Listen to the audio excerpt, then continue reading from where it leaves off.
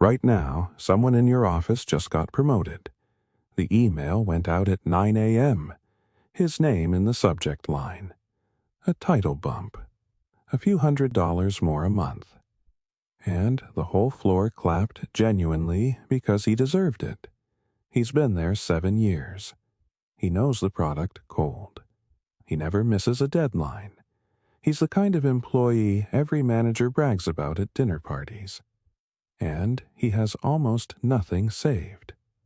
Not nothing as in still building. Nothing as in, if he missed 2 paychecks, the math would stop working. The mortgage, the car note, the subscriptions, the lifestyle that quietly expanded every time the title did. I've stood on both sides of this, the side where you're respected and the side where the respect has nothing to do with your balance sheet. The most dangerous trap in working life isn't laziness. It's not bad luck. It's being very, very good at a job that will never make you wealthy and feeling safe enough inside it that you stop noticing. By the end of this, you will recognize exactly which level of the trap you're standing on. And, more importantly, the one exit nobody at the office will applaud you for taking. I've stood on every level of this. Let me save you 10 years. Level 1. The first good paycheck. Your first real salary hits and the feeling is clean. Not rich, just safe. For the first time, the number going in is bigger than the number going out and the margin feels enormous. You buy a better mattress. You stop checking the menu prices. You say yes to the group dinner without doing math in your head first. This level feels like a rival. It's not. It's the beginning of a negotiation you don't know you've entered between the version of you that earns and the version of you that spends to match. The trap doesn't look like a trap here. It looks like reward. Every small upgrade feels deserved because it is. You worked for this, the decent apartment, the car that starts reliably, the first time you pay a bill without flinching. But underneath the comfort, something quiet is happening. Your baseline is rising, and your baseline once set is almost impossible to lower without feeling like failure. That's the rule at this level. Comfort has a price tag, and it starts billing you the moment you feel it. Level 2, the identity lock. A few years in, you become the person who does this well. Your manager trusts you with the harder accounts. Your teammates ask your opinion. New hires treat you like an expert. And slowly, without ceremony, your job stops being what you do and starts being who you are. This is the lock clicking shut.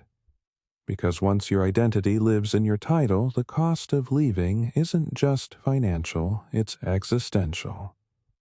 Who are you if you're not the senior analyst, the operations lead? The person everyone relies on. I remember this level. A quiet Sunday evening, opening my laptop, not because I had to, but because the work had become the one place I felt competent and needed. It took me a long time to understand that feeling wasn't loyalty. It was dependency pointed in a direction that didn't pay compound interest. Your skills sharpen. Your reputation grows. Your net worth stagnates. That's the rule at this level. The more indispensable you become at work, the more dispensable your financial future becomes. Level 3. The lifestyle promotion, the raise comes. And with it a quiet ratchet turns. You don't decide to spend more. The spending just expands to fill the new space. A slightly better neighborhood. A lease on something German engineered. The vacation you'd been delaying. The gym you actually go to. None of it is reckless. All of it is reasonable. Every single piece of it makes complete sense. But here's what the math says. 2 years after the raise, you're saving roughly the same percentage as before. The number is bigger, but the margin is identical. You've lifestyle inflated precisely in step with income growth, and the gap between what you earn and what you keep has barely moved. The trap at this level is that nothing feels wrong. The accounts are positive, the bills are paid, the weekend was good, and the next raise is theoretically coming. You're not behind, you're between levels. But the exit gets harder to see the more comfortable the floor feels. That's the rule at this level. Every raise you spend is a raise that worked for the store, not for you. Level 4. The golden handcuffs. Now, it gets expensive to leave. The equity vesting schedule. The pension that clicks into a better tier at year 10. The health insurance you can't easily replace. The paid time off that took 3 years to accrue. The title that looks impressive on a resume, but translates weirdly outside the industry. These aren't bribes. They're real. They're rational. Staying is the financially defensible choice, and anyone who looked at the spreadsheet would probably agree, but the spreadsheet is missing a column. It doesn't count the cost of the idea you never built. The business you kept just in case in a notes app for 4 years. The thing you're good at, not for the company, but as yourself that you haven't touched since the last promotion. The golden handcuffs don't feel like metal. They feel like wisdom. That's what makes them the most effective restraint ever designed. That's the rule at this level. When leaving feels irrational, it usually means the system is working perfectly for someone other than you. Level 5. The respected stranger. You are now the senior person in the room. Younger colleagues come to you. Your opinion reshapes budgets. You are by every professional measure a success. And at family gatherings, when someone asks what you do, the answer lands well. There is dignity here. There is real pride. I'm not dismissing any of it. But there's a number you haven't looked at clearly in years. Not the salary, you know that one. The other number, what you own minus what you owe. The thing that would support you if the job disappeared tomorrow.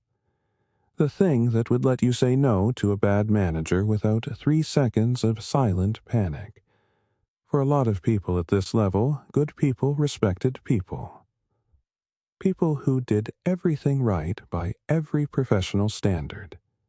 That number is smaller than it should be. Not because they wasted money, because for 15 years they traded their best energy for a salary, and the salary left no surplus for assets.